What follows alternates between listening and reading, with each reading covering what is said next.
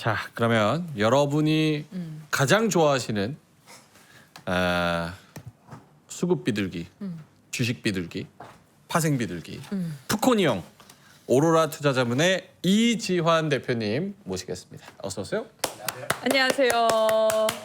요즘 자주 나오시니까 너무 좋은 것 같아요. 아 그래요? 네. 다행입니다. 많은 분들이 되게 좋아하시고 다행입니다. 거의 대부분의 분들이 3% 하루 종일 프로그램 중에서 이게 제일 좋다는 분들이 압도적으로 많아요. 조린이 구조대. 네. 저도 여기가 제일 좋아요. 대표님 나오시는 날이 특히 좋다. 아 그래요? 네. 고맙죠 그러면. 대표님 나오실 때만. 맞아요. 설마. 알겠습니다. 자, 이지환 대표님과 어떠세요? 오늘까지의 장을 봤을 때 사실 저기 7월 달을 겪어오면서 저희한테 많은 말씀을 해주셨는데 오늘까지의 장 조금 이렇게 수급도 풀리고 뭐 여러 가지 생각을 좀 갖게 하는 하루였습니까? 일단 지난주에 말씀드렸던 내용에서 크게 벗어나는 건 없다. 그러니까 지난주에 저점 가능성이 좀 높았고 이번 주에 좀 대밀리더라도 지난주 저점이 지지되면 된다. 그래서 어제 오늘 많이 빠진 부분, 어제는 좀 많이 빠졌지만 거래량이 줄면서 그러니까 전형적으로 반등이 저점을 잡고 나올 수 있는 대반락 구간에서 거래량이 줄면서 나오는. 그럼 이러면 사실은 우리가 기술적으로 보면 그러면 양호하거든요. 근데 변동성이 너무 컸죠. 그러니까 어제 같은 경우도 눌림목을 만들러 들어온다라고 해도 10% 빠졌잖아요. 네. 거의 10% 가까이 빠졌잖아요. 그러니까 뭔가 예측된 부분으로 간다고 해도 사실 그걸 견딜 수 있는 변동성이 너무 크기 때문에 사실 요즘에 이제 말씀드리기가 좀 조심스러운 부분이 이렇게 될 가능성이 확률적으로 항상 얘기를 드리는데 그렇게 된다고 해도 그걸 알고 있어도 버티기가 쉽지 않다는 거예요. 어제 같은 경우도 사실 버티기가 쉽지가 않거든요. 왜냐하면 금요일 날 급등했고 하이닉스가 상한가를 들어갔는데 월요일 날 그렇게 또 한 10% 빠진다. 그러면 견디기 굉장히 힘들거든요. 네. 그래서 알고도 버티기 어려운 장. 그게 요즘인 것 같습니다. 어제 나오셨으면 여쭤봤을 텐데 어제 막판에 외국인이 뭐 주식 선물을 4조 던지고 뭐 도망갔다. 그래서 다음 날은 폭락이다 막 이렇게 말씀하셨는데 오늘 또 뚜껑 열어보니까 막 그런 것 같지도 않고. 역시 이제 예리한 질문. 그렇습니까? 왜냐면 사실 제가 오늘 여기 나오기 전에 어제 이제 선물 매도에 이상 징후가 있었고 오늘도 이제 외국인들 선물 매도를 하니까 여기 나오셔서 꼭 대답을 해달라는 글 요청이 한 7, 8개, 10개 가까이 받았거든요. 진짜요? 메시지를. 그래서 오늘 주린이 나가시면 외국인 선물에 대해서 꼭 설명해 달라고 하는데 사실 이제 그렇게 설명드리는 내용이 그렇게 많지는 않습니다. 그러니까 어제 거의 종가에 이제 그런 움직임이 들어왔고 예를 들어서 3시 전후에 좀 들어왔으면 아무래도 이제 ETF 리밸런싱 좀 맞추기 위해서 뭔가 어긋난 부분을 맞추기 위해서 들어왔다라고 우호적으로 해석할 수도 있는데 일단 종가에 들어왔거든요. 그러니까 이제 좀 무섭죠. 왜냐하면 어제 소급을 보면 옵션에서 하방 배팅이 들어왔고 분명히 그리고 선물이 마지막 종가에 굉장히 큰 수량이 매도가 들어왔거든요. 어쨌든 매도니까 하락하지 않겠냐라는 부분. 그리고 어제 야간 선물이 하락 출발이 꽤 크게 했거든요. 거의 2% 가까이 하락해서 출발했기 때문에 어젯밤에 이제 공포를 보내신 분들이 많죠. 네. 이래서 진짜 또 큰 낙이 오는구나라고 했는데, 그러니까 제가 이제 그래서 어제 잠깐 그 다른 곳에서 멘트를 잠깐 드렸는데 사실 어제 같은 그 종가에 들어오는 거는 정상적이지 않아요.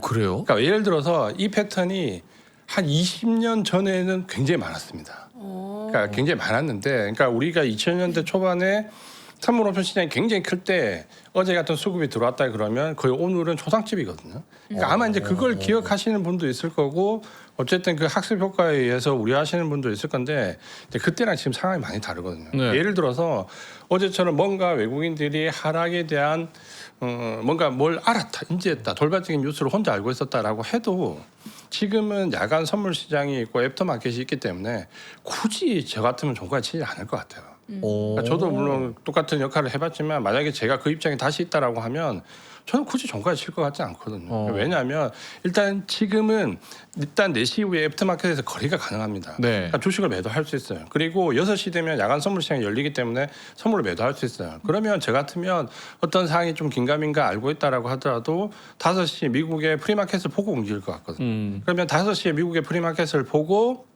8시까지 애프터마켓에서 매도할 수 있는 공간에 있고 6시 후에 야간 선물을 할 수 있는 기회가 있는데 내가 굳이 5시, 6시, 8시 그걸 다 포기하고 종가에 매도를 한다. 그럴 의사는 저는 없거든요. 근데 외국인은 왜 그래? 그래서 그걸 보면 일단은 다른 의도가 있지 않을까라는 게 두 가지가 가능한데 하나는 진짜 그렇게 하방으로 쳤을 수 있어요.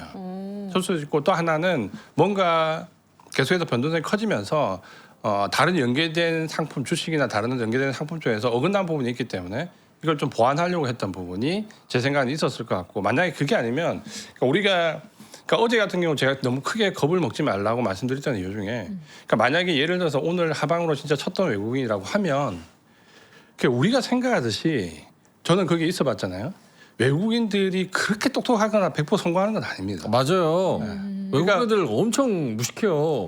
특히 파생 상품과 연관되어서 뭔가 하루 이틀짜리 우리로 치면 어떤 작업을 하러 들어오는 게가 가끔씩 중동계 자금이나 중국계 자금이 있습니다. 그러니까 중동계 자금이나 중국계 자금이 파생상품과 연관돼서 그 본인들이 뭔가 알았겠죠. 본인들이 뭔가 알았기 때문에 하루 이틀 단위로 쳐서 들어오는 경우가 있는데 제 경험적으로는 성공했을 때보다 실패했을 때가 더 많았던 것 같아요.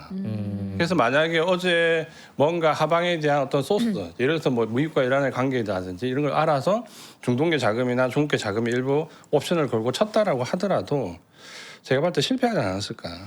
그래요. 그래서 그러면 야간 선물 때 빠져나갔거나 야간 선물 때 빠져나가지 못했다라고 하면 실패하지 않았을까 싶거든요. 그래서 어제 같은 그렇게 들어오는 거는 제가 봤을 때 이렇게 경험이 있게 들어오는 게 아니기 때문에 굳이 겁을 먹을 필요는 없었다라는 게 제 생각입니다. 만약에 하방 배팅을 했다라고 하더라도 사실은 다섯시 미국 시장 프리마켓이나 우리 시장에서 애프터마켓이나 야간 선물 활용을 충분히 할 수 있는데 그걸 안 하고 그냥 종가 쳤다? 제가 볼 때는 별로 납득이 안 갑니다. 이것도 이상하다. 되게 기초적인 질문인데 저희 시간대가 좀 애프터마켓 시간이니까 막 요 넥장에서 빠지면 다들 되게 불안해하시고 이러거든요. 아니 유가 폭등했다고 막 큰일 나서 보면은 81달러야. 그래가지고 약간 여기에 좀 많이 몰입되어 계신 분들이 많아요. 물론 넥장에서 거래를 하시는 분들이 많아요. 그래서 제가 예전에 한번 말씀드렸잖아요. 네. 이게 거래 시간이 늘어나는 게 결국 좋은 게 아닙니다. 어. 그러니까 이거는 미국의 데이터가 있어요.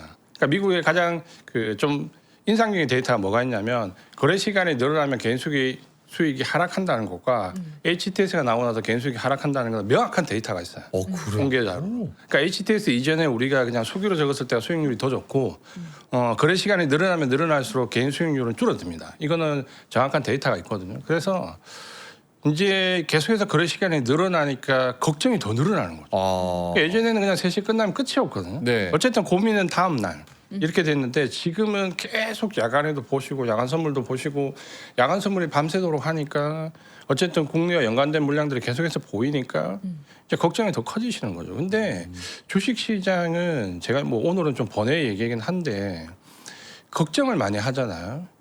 그 수익 내기 어려워요. 걱정을 많이 하면 수익 내기 어렵다. 네, 팔 요인이 더 많아지니까 그런 건가? 그러니까 결국은 주식시장은 긍정적인 사람이 부정적인 사람보다 수익이 월등히 높아요. 제가 이걸 왜 이렇게 좀 단정적으로 말씀드릴 수 있냐라고 하면 제가 원래 굉장히 부정적인 좀 경향이 강했거든요. 그러니까 제가 좀 성격적으로 그러니까 장점을 극대화하기보다는 단점을 계속 보완하는 스타일이거든요.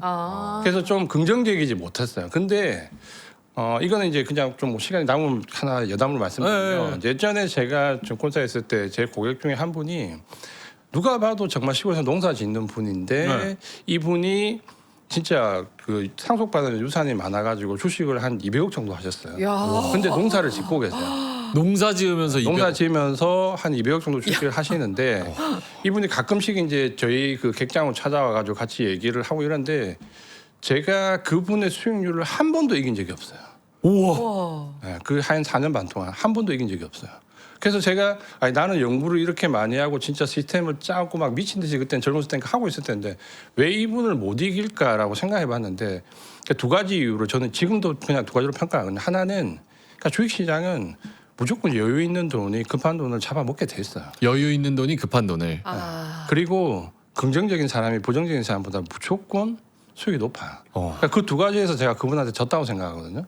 그래서 성격을 많이 바꾸려고 노력했는데 그러다 보니까 부정적인 분들은 사실은 지적 수준이 높으신 분들이 많죠. 그래서 미국 시장도 주식 시장 직업별 수익률 보면 제일 마지막과 그 앞에가 변호사하고 의사예요. 그러니까 제일 마지막에 끝과 그 위에가 변호사하고 의사거든요. 그러니까 왜 그렇냐라고 보면 지적 수준이 높으면 긍정적이지 못해. 계속해서 뭔가 부정하고 찾고 계속해서 이렇게 하면서 단점을 보완하거든요. 근데 단점을 보완하면 그냥 평생 단점을 보완하다 끝나. 아 너무 많이 알고 있고 너무 신경을 많이 쓰면서 논리적으로 접근하는 것도 과하게 문제. 그렇죠. 주식 투자는 단순하게 자기가 잘하는 거 한 가지를 극대화하는 사람이 더 잘해요. 아 그래서 제가 그분한테 한 번도 못 이긴 것 같아요. 그분은 뭘 그렇게 잘해요? 그분은 일단 돈에 여유가 있죠. 그러니까 아. 자금에 여유가 있으니까 주식시장에서 여유 있는 돈이 급한 돈을 잡아 먹을 수 있죠. 또 하나는 그분은 긍정적인 부분이 굉장히 강하기 때문에 본인이 하는 스타일에 대해서 확신을 가지고 항상 그걸 긍정적으로 접근하시는 거죠. 아. 근데 나도 200억 있으면 긍정적일 것 같긴 해요. 삶 자체가 긍정적인데요. 본업은 농사를 짓고 계시니까.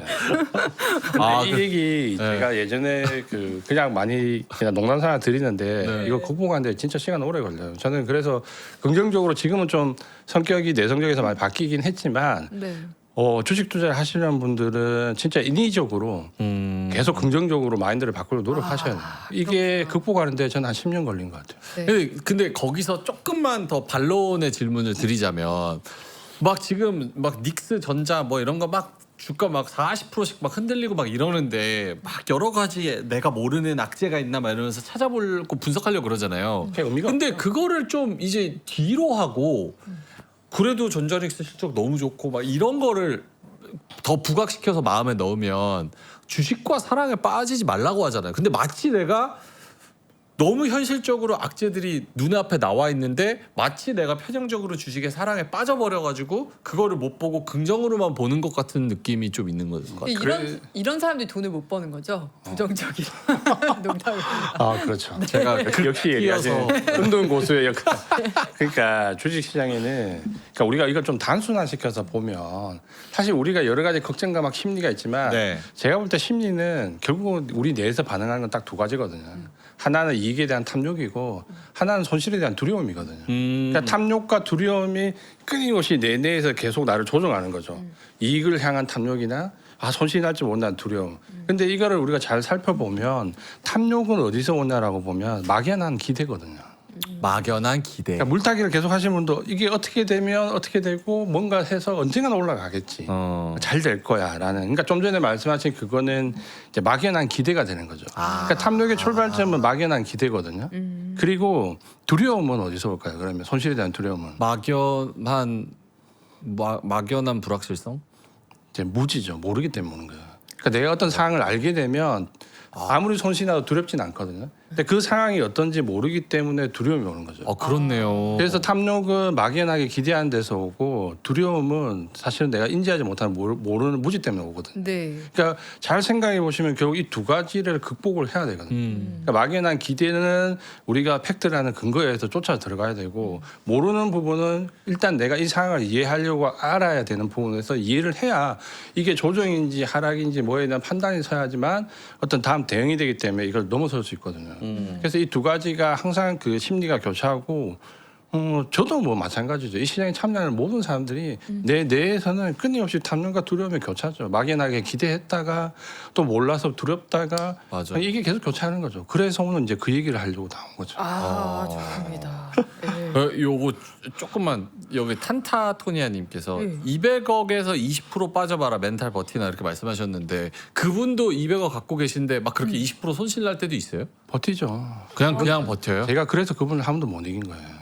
그리고 그러니까 우리가 어쨌든 저는 자문사를 하고 대표니까 자문사를 하면 그러니까 어떤 분이 수익이 많이 나시는 분도 있고 수익이 좀 못 나시는 분들도 있고 또 어떤 분은 수익이 많이 나시는 분도 있어요. 근데 수익이 많이 나시는 분들의 공통점은 있죠. 저도 이제 그걸 분석해 보잖아요. 그러니까 그런 분의 첫 번째 특징은 아주 바쁜 직업이 있어요. 아주 바쁜 직업이 있어서 잘 못 보는구나. 그러니까 접하는 정보가 우리가 전달해 주는 거 외에 다른 걸 거의 안 접하시는 거죠. 그러니까 제한된 범위 안에서 그냥 고민을 안 하시는 거죠. 그리고 걱정도 안 하죠. 정보가 너무 많으면 요즘은 유튜브나 모든 매체가 많기 때문에 찾으면 정보가 너무 많으니까 그걸 하나하나 대응하려다 보면 어떤 뉴스도 나오고 어떤 뉴스도 나오고 뭐 최근에 보면 저한테 어떻게 번호를 아셨는지 카톡이 진짜 많이 오거든요. 뭐 외국인들이 선물을 어떻게 매도했다, 중국의 창신 메모리에 공장이 뭐 몇 개가 뭐 어떻게 늘어났다, 뭐 이렇게 많이 오시는데 그 이제 접하는 게 과연 투자에 도움이 되냐라고 봤을 때 오히려 거기서 멀어져 있는 분들이 알아야 될 정보만 알고 가는 게 오히려 더 수익이 좋지 않을까. 그거는 저도 그 우리나라 통계는 못 봤는데 미국 통계는 봤거든요. 제가 미국 통계는 봤는데 HTS 이전보다 왜 개인이 HTS 이후에 수익이 안 좋아졌냐를 분석한 거였고 또 하나는 아까 말씀드린 것처럼 그런 식의 개인들이 뭔가 잘못된 길로 가는 데는 어떻게 보면 언론이나 모든 정보에 정제되지 않는 부분이 상당한 역할을 하고 있는 거죠. 선생님이 지금 너무 많은 정보가 문제라고 하셔서 다 지금 나가겠다고 그러면 3% 시청을 줄이겠다고. 시청 그냥 나가시겠다. 근데 네. 말씀하셨다시피 뭐 객장에 있을 때 더 수익이 좋았고 HTS 나오기 전에 그리고 이 시간 자체가 딱 줄어들었을 때 더 수익이 좋았다고 말씀하시는 거 보니까 개인이 더 어떤 방식으로든 더 많이 사고 팔 수 있는 기회들이 열리면 그게 개인들한테 더 불리하긴 한 것 불리하죠. 같네요. 거래 시간이 늘어나면 불리하고. 그러니까 이게 왜 그러냐면 그래서 결국은 우리가 원칙을 잘 지키라고 얘기하는 이유는 그러니까 이런 부분에서 흔들리는 부분은 이제 막고자 하는 거죠. 그러니까 결국은 우리가 뭐 주식 투자를 하면서 늘 마찬가지지만 결국 어떤 상황에서 선택의 문제가 되면 주식시장에서 성공하기가 상당히 어렵거든요. 근데 대부분은 어쨌든 뭘 사, 바로 뭐 이런 대한 선택에 대한 부분으로 봉착되기 때문에 네. 사람이 합리적으로 매 순간에 선택을 한다. 그건 어렵거든요. 그래서 공부가 필요한 거고 매뉴얼이 필요한 거고 어떤 상황이 벌어지면 그냥 거기에 맞는 매뉴얼대로 행하는 거지. 거기서 내가 뭘 해야 되느냐, 선택을 해야 되느냐라고 생각을 하면 일단 거기서부터 진싸움이다라는 얘기가 그래서 나오는 거예요. 오늘은 진짜 저희의 멘탈 관리를 제대로 해주시는 것 같은데 그래서 오늘 준비해주신 내용도 진짜 다들 못 버리는 그 심리예요. 뭐예요? 본전 심리. 본전 심리 맨징. 네. 맨징을 안 하면 진짜 탈출을 못 하거든요. 근데 여기 관련해서 얘기를 해주신다고요? 아까 그 앞에 오셨던 그 팀장님 있잖아요, 증권사. 그분도 지금 나 현대차 마이너스 37%, 비트코인 마이너스 70%인데 그 저기 뭐야 지수 ETF 사라는 거예요. 그게 어떻게 2배가 올라? 그걸로 맨징 안 돼. 맨징이 안 된다. 네. 40%를 만회하려면 한 70%가 올라가야 되는데 네. 지수 ETF로 어떻게 그거를 맞잖아요, 그렇죠? 그러니까 이제 본인이 맞는 선택을 해야 되는데 어처구니가 없으시고.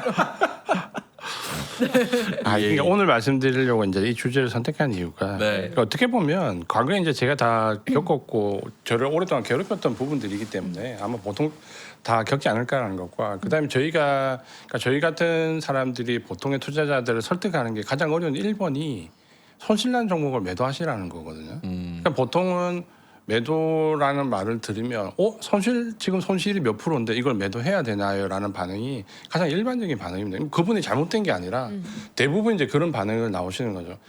지금 손실 나 있는데 매도를 하라고요? 그러니까 이 반응이 제일 많은데 우리가 지난번에도 잠깐 말씀드렸지만 수익 난 종목을 매도하는 것과 손실 난 종목을 매도하는 게 어느 게 맞느냐. 사실 이제 과거에 변동성장일 때는 빨리빨리 매도하고 빨리빨리 수익을 취하는 게 맞았지만 사실 그 변동성장에서도 큰 수익을 내신 분들은 결국은 어느 정도 수익을 일정 부분 끌고 가셔야 되는 거거든요. 근데 이 본전 심리가 지난번에도 말씀드렸지만 그러니까 두 가지의 이제 치명적인 우리 계좌에 나쁜 걸 가져오죠. 잠깐 이거 첫 그 슬라이드를 보면 네. 일단은 본전 심리가 있으면 무조건 물타기를 합니다. 왜냐하면 아하. 물타기라는 근거가 내 단가를 낮추는 거거든요. 맞아요. 본전을 낮추는 행위잖아요. 물타기를 하면 내 본전이 저 위에 있다가 물타기를 하면 조금 떨어지니까 그러니까 물타기 하는 이유는 무조건 본전을 낮추기 나가는 가영 씨가 그래요. 접니다. 한두 번의 찬스에서 이걸 바로 역전시키겠다라는 그런 이제 심리가 좀 강한 거죠. 그래서 근데 저게 나쁘다는 말씀. 물타기를 하게 되면 일단 거기에 돈이 들어가잖아요. 그러니까 물리잖아요. 근데 문제는 그것도 문제지만 시장이 계속 하락하는 건 아니잖아요. 언젠가 상승 전환을 하게 되는데 네. 그러면 그 밑에가 저는 더 큰 부분이죠. 거기에 물려 있기 때문에 진짜 사야 될 종목을 못 사요. 이게 가장 큰 제가 볼 때는 안 좋은 거죠. 그러니까 수익을 포기하게 되는 거죠. 그러니까 거기에 돈이 잠겨서 그러니까 어떤 면에서는 좀 오래되신 분들 이렇게 상담을 하다 보면 대부분 반응은 어떠냐면 그거 사면 올라가는 거 나도 알아요.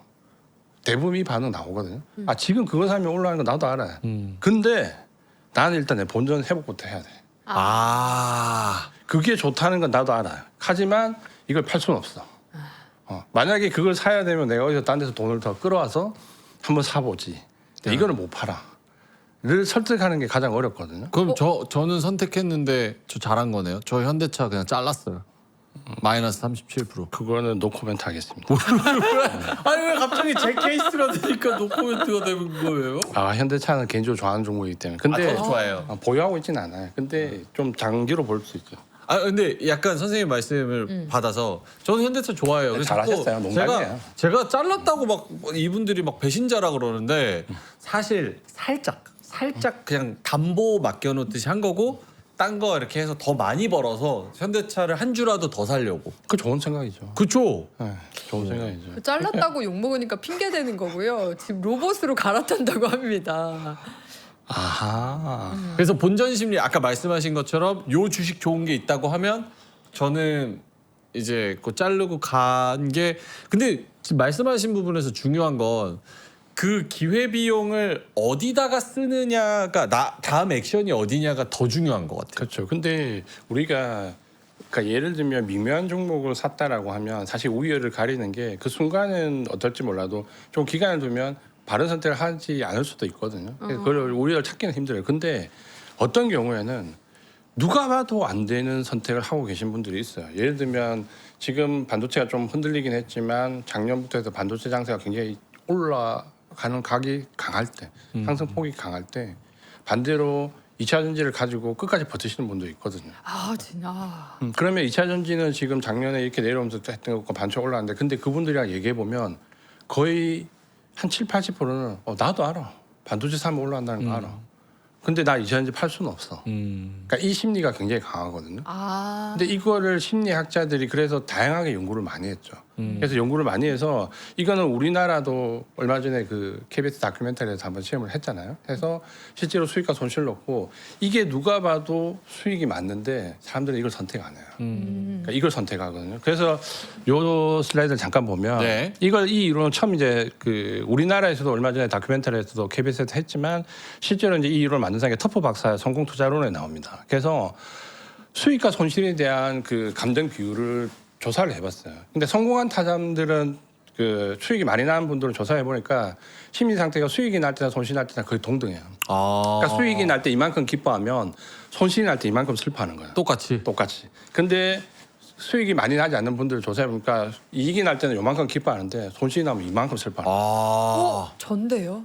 그게 대부분의 선택이에요. 그래서 이게 재밌는 게 얼마 전에 우리나라 그 다큐멘터리 할 때도 이거를 그러니까 모든 분들을 이렇게 모셔놓고 선택을 하기 위해서 움직이게 했는데 실제로 이렇게 움직였어요. 나 당장에 나는 그것보다는 이게 더 중요하다는. 그래서 손실을 더 크게 인지를 하거든요. 그러면 내가 성공하는 방법은 내 마인드를 어떻게 갈고 닦아야 되냐라고 생각하면 소익이 날 때나 손실이 날 때가 감정 상태가 비슷해야 돼요. 내가 손실이 날 때 이만큼 슬퍼하면 수익이 날 때도 이만큼 기뻐하세요. 그럼 같아지잖아요. 근데 수익이 날 때는 한 요 정도 기뻐하고 손실이 날 때는 이만큼 더 크게 슬퍼하게 되거든요. 그러면 이제 이게 결국은 매매에서 어떻게 이어질까요? 그러면 수익은 빨리 확정짓고 싶어지고 손실은 확정짓기 싫어지거든요. 맞아요. 그렇게 되면 수익은 조금만 나도 이걸 빨리 확정을 짓고 싶어지는 거고 손실은 내려가면 본전이 될 때까지 물을 타든지 기다리든지 확정짓기 싫어하거든요. 그러면 우리가 그 기본적으로 주식에 수익 나는 방법은 두 가지밖에 없죠. 승률이 높거나 손익비가 낮거나. 네. 그러니까 승률이 높다라는 것은 우리가 흔히 얘기하면 도박의 비유를 하는 거고 그건 사실 불가능한 거고 그다음에 손익비가 높아서 손실은 이만큼 나고 이익이 이만큼 나야 되는데 반대로 된 거죠. 수익은 빨리 확정짓고 손실은 계속 키우니까. 근데 선생님 그 지금 그 손실 난 거를 자르는 데에 있어서 아까 첫 번째 슬라이드도 막 보여주셨고 한데 저는 개인적으로 마이너스 나는 거를 잘 안 자르는 이유 중 하나는 뭐냐면 원금 계산이 좀 복잡해져. 그러니까 예를 들어서 100만 원인데 마이너스 30% 났잖아. 그럼 70만 원 됐잖아. 그러면은 이거를 자르고 70만 원으로 올라갈 만한 거를 교체 매매해서 사야 되는 거잖아. 그러면은 그게 70만 원부터 스타트해서 또 올라가잖아. 그럼 애초에 내가 얼마를 갖고 했고 중간에 얼마를 더 넣었고 막 이게 계산이 좀 어렵더라고요. 그 계산이 안 되면 주식도 하시면 안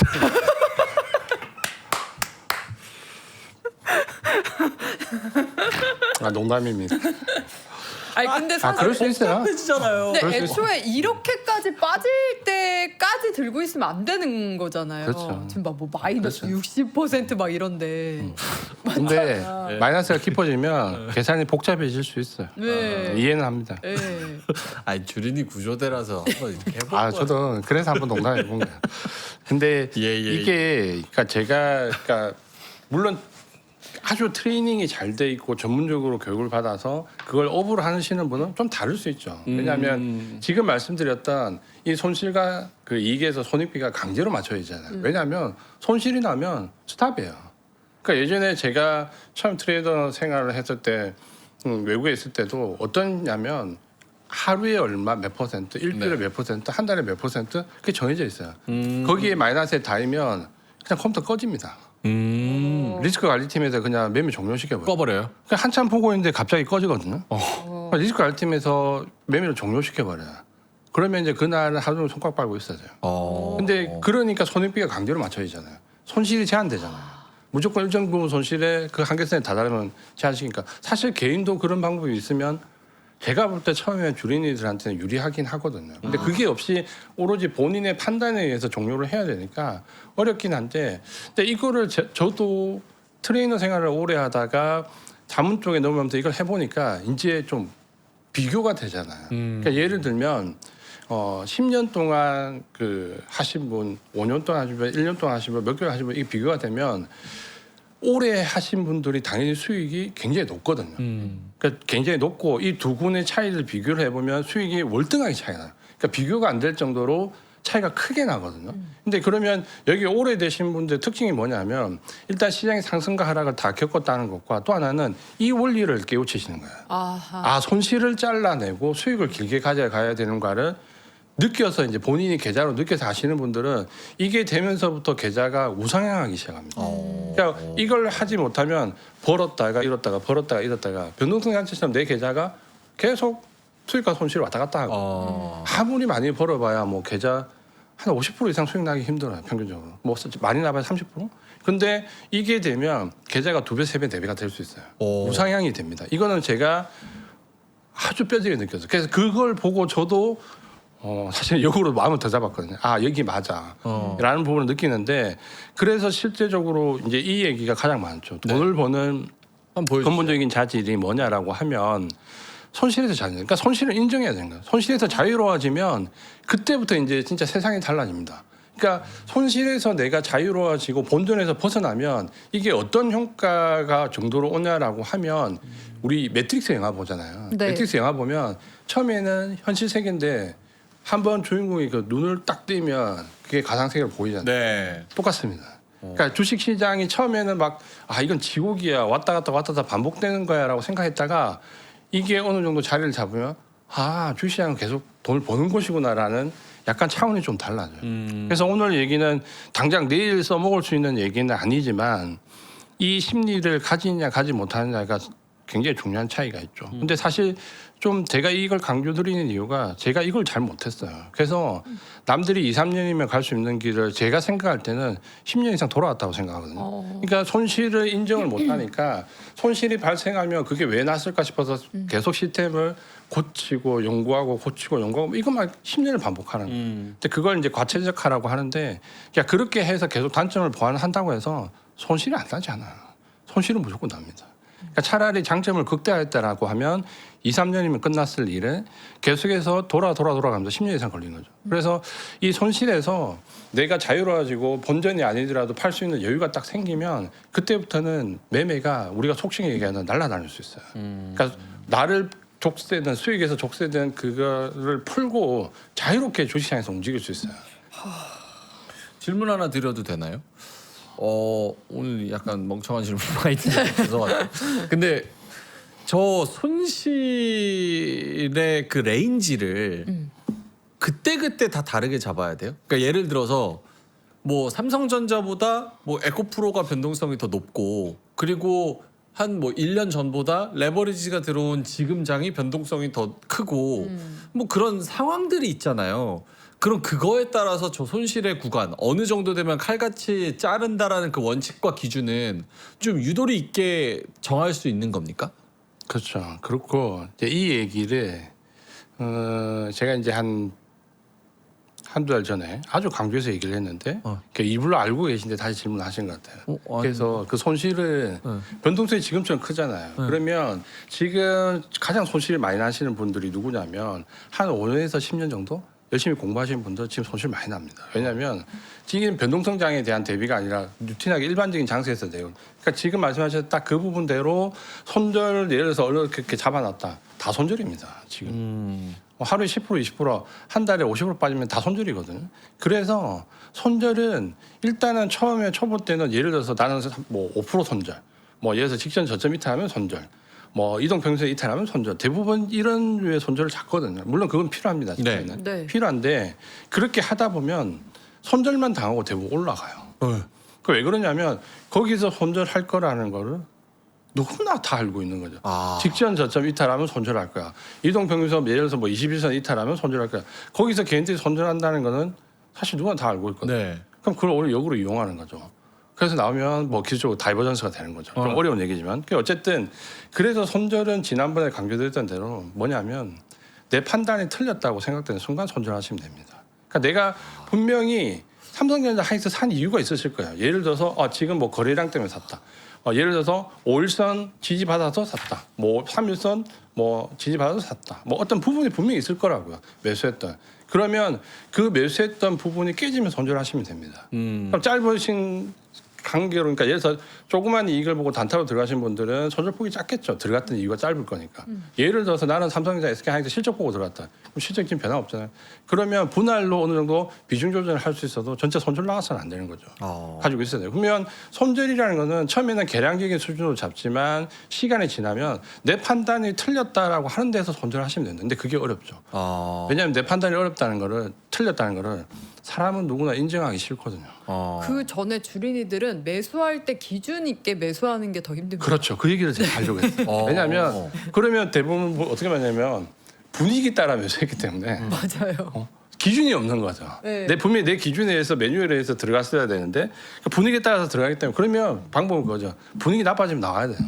그렇잖아요. 분위기 따라 들어가셨다면 뭔가 저기서 분위기가 달라졌다라고 하면 나와야 되는 거예요. 그러니까 어쨌든 본인이 생각했던 부분이 틀렸다라고 판단되면 그때 손절하셔야 돼요. 어렵다. 저는 질문은 잘하는 것 같은데 왜 진짜 질문 잘하세요. 주린이 분들한테 꼭 필요한 질문을 너무 예리하게 잘 잡아내시죠.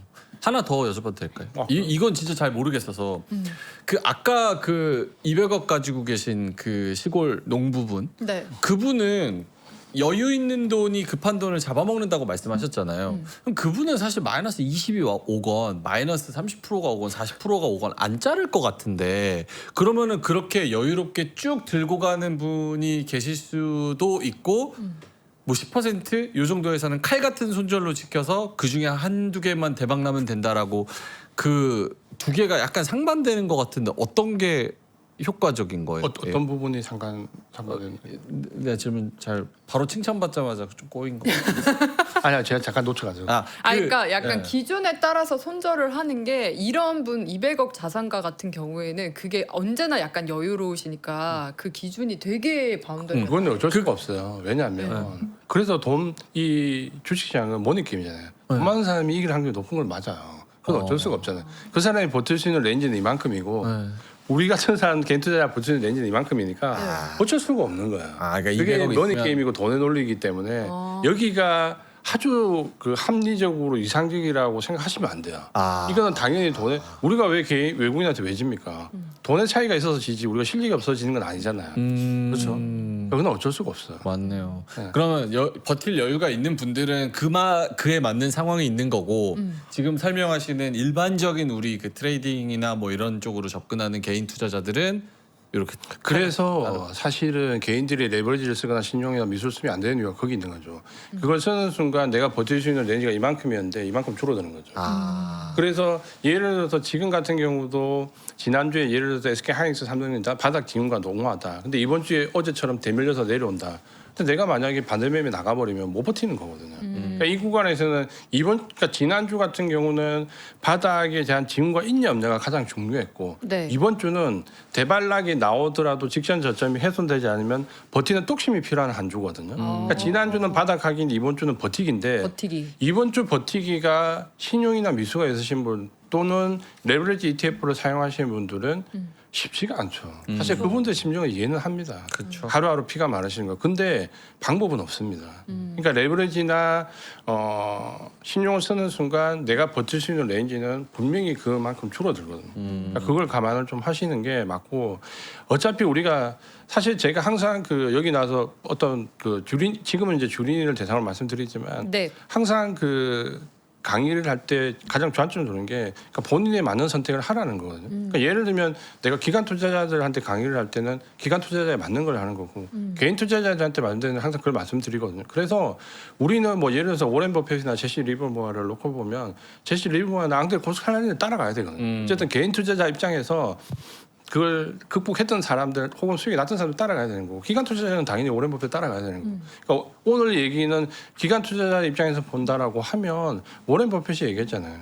마이너스 50%못 버티면 주식도 하지 마라 그랬잖아요. 그러니까 근데 우리는 마이너스 10% 20%만 돼도 가슴이 힘들어요. 철렁하잖아요. 네. 근데 문제는 이제는 하루에 10% 빠지니까 그러니까 저도 힘들어요. 왜냐하면 이런 전략을 지난주에도 똑같이 말씀드렸거든요. 네. 지난주에 여기서도 마찬가지지만 바닥 징후가 농후하다. 다음 주에 또 대밀리면 그래도 아마 기간종이나 혹은 이중바닥을 만들면서 대발락일 가능성이 높기 때문에 너무 겁내지 말고 버텨야 된다.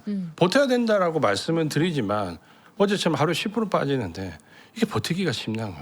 하루에 10% 빠지는 장세에서.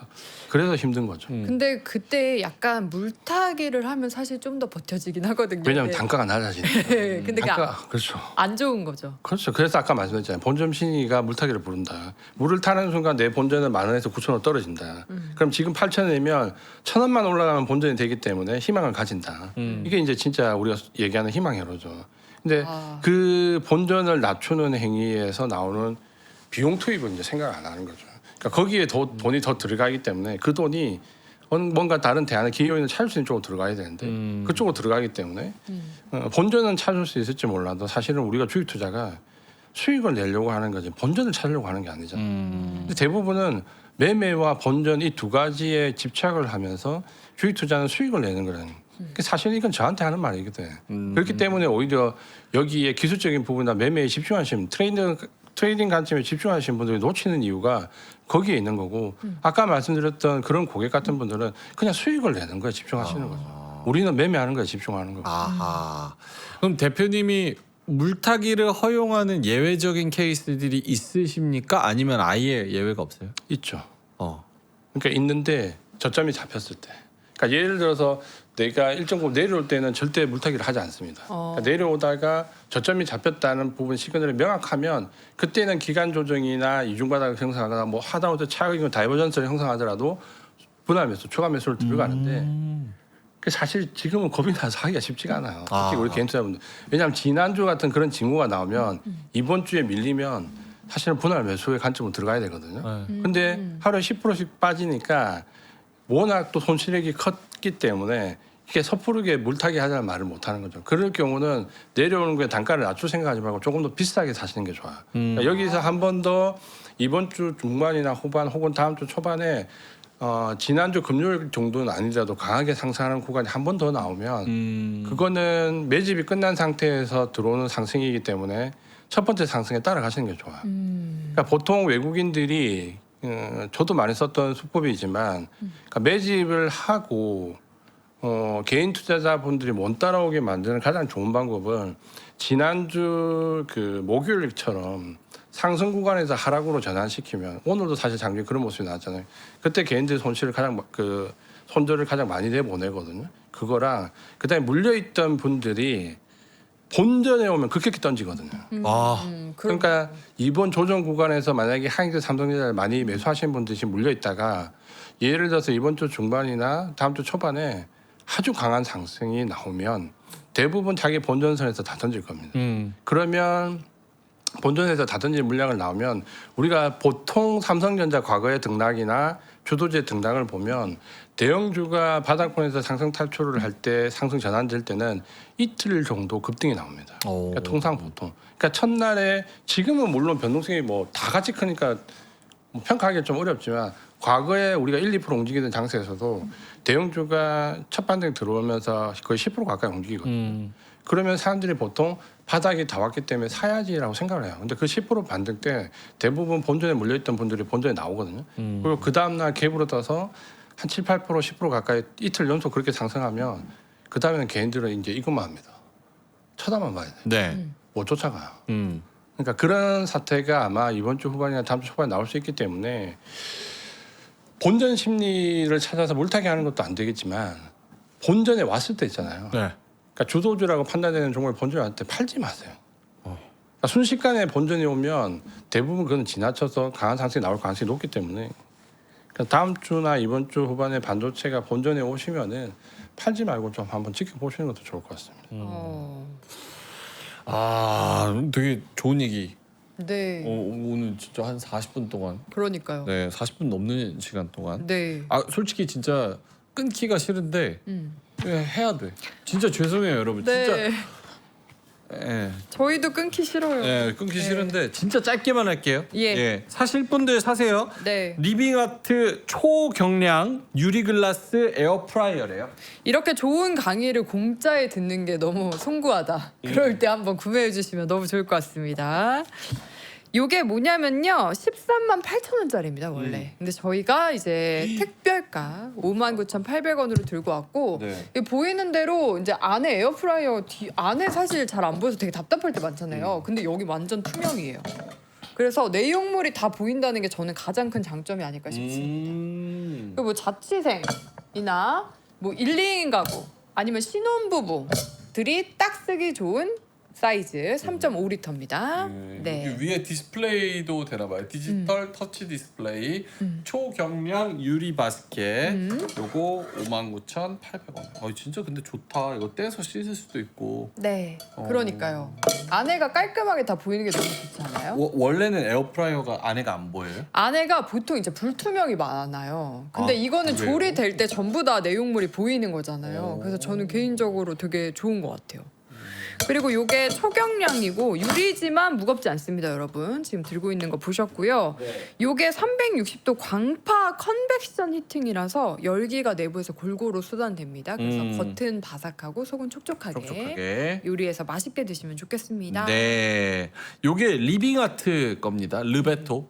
지금 어디 브랜드냐고 물어보셔가지고 네. 3프로랑 리빙아트가 만들어내고 있는 콜라보 르베토 에어프라이어 59,800원에 정말 너무 좋습니다. 3.5리터. 네. 자, 짧게 했어요, 여러분. 저 여러분 진짜 생각하는 사람입니다. 고정 댓글에 링크 달아드렸습니다. 링크 타고 들어가시면 될 것 같습니다.